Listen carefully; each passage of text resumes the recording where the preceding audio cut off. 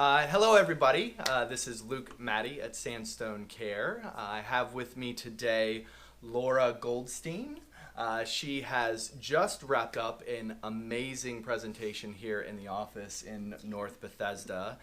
So I wanted to grab her a little bit to do a quick video podcast for us to tell us a little bit about herself, her practice, and then share some unique parts of her practice with you. So welcome, Laura. Thank you. Thank you so much for coming in. Yeah, if you would like to tell us a little bit about your background and your practice, I'd really appreciate it. Thank you.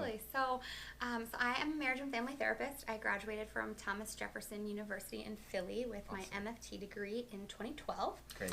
And then I came back to the Rockville area shortly after graduation and began working as a family therapist on a DBT team. Awesome. At which point I was trained in DBT, went through the intensive training process, and now I combine DBT work with my family therapy work in my private practice. I've applied DBT to substance use populations. I've applied it working with adolescents and their parents. It's not the only modality that I work with, but I lean really, really heavily into it. And I find it to be really valuable with working either with individuals or with families, or even with couples. That's great. Yeah. That's great. Thank you. So your presentation this morning was on DBT specifically, Dialectical Behavioral Therapy. Mm-hmm. Thank you. And how that relates to substance use disorders. So do you mind sharing a little bit about your experience there and maybe a little bit from the presentation? Yeah, so the idea behind using DBT to treat substance use disorders is that really substance use is co-occurring with other presentations, specifically emotion dysregulation, and the substance use is just one of the many maladaptive coping behaviors people can choose to help regulate their emotions. And if you teach clients the skills to regulate those emotions other than substance use or other maladaptive coping behaviors, then they can learn to engage in more effective ways of coping.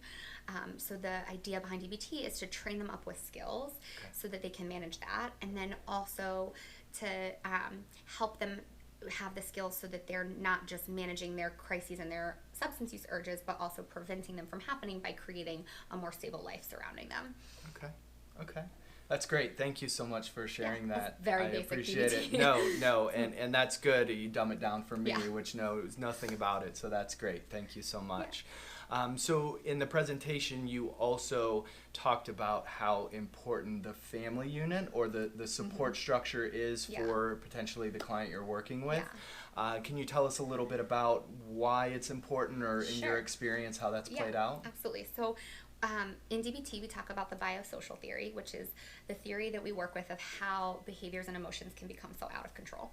And the biological part of the theory is that people are born with a predisposition to intense emotions and then impulsivity around that.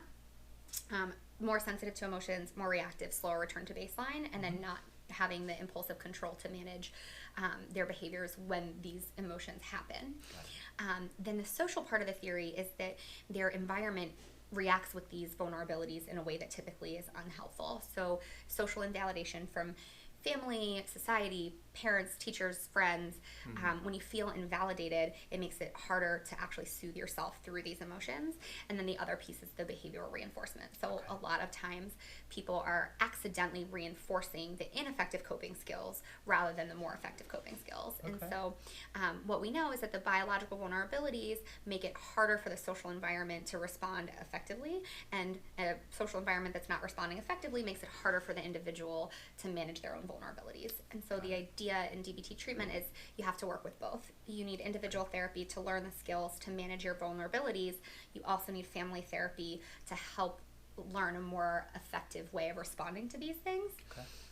And so as a family therapist, my bias is very much leaning into that social environment piece and helping families learn skills like validation and what it means to be both empathic and holding accountability at the same time, with appropriate behavioral limits and being consistent with behavioral expectations. And the two go hand in hand. When you work with one, the other will get better. When we work with the biological vulnerabilities, the social piece will improve. When you work with the social piece, the vulnerabilities will improve.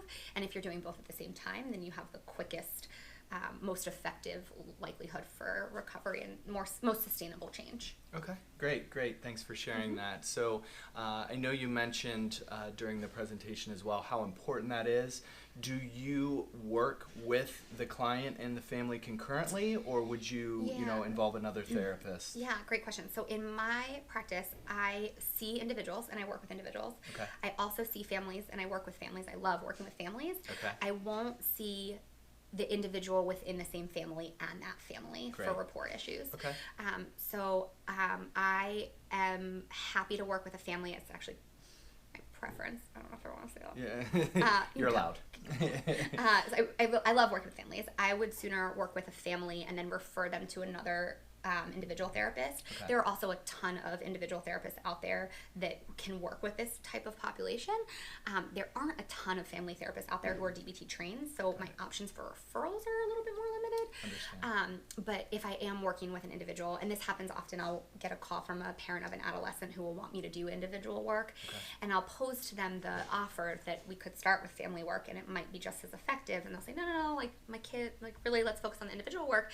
And that means that 3-4 months into treatment, when I'm making the recommendation that they really need to be doing family therapy, I'll refer out. And now that I've hired my first associate, I can keep that in-house, and the hope is to be able to continue to grow so that we can offer all of that with in-house with different therapists in the hopefully near future. Yeah, absolutely. That's awesome. So thank you so much. And then one thing I would like for you to share with everybody is maybe something that's either a little unique to your practice or something that you found has had the most impact with the clients or the families that you've worked with. For example, I know you talked about the daily activity log. Diary. Yeah. Thank you so much. So the diary card is a tool that I use specifically with individual therapy for individual clients, and it's asking them to track their emotions and their behaviors. It's classic for DBT therapy. I take no credit for it being something that I've personally created. And it works really well so that you can start to get data on how how your clients' emotions and behaviors are impacting one another. I don't use that as much in family therapy. There have been like conversations that I've had about like how do we create a diary card for family therapy, and I think that's something that would be really interesting to figure out.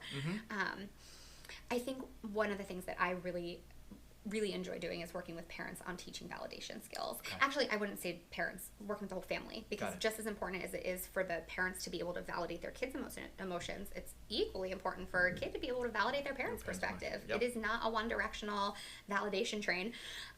So I often start there with families. And because of that biosocial theory, we see that there's just a deficit in the skills for that.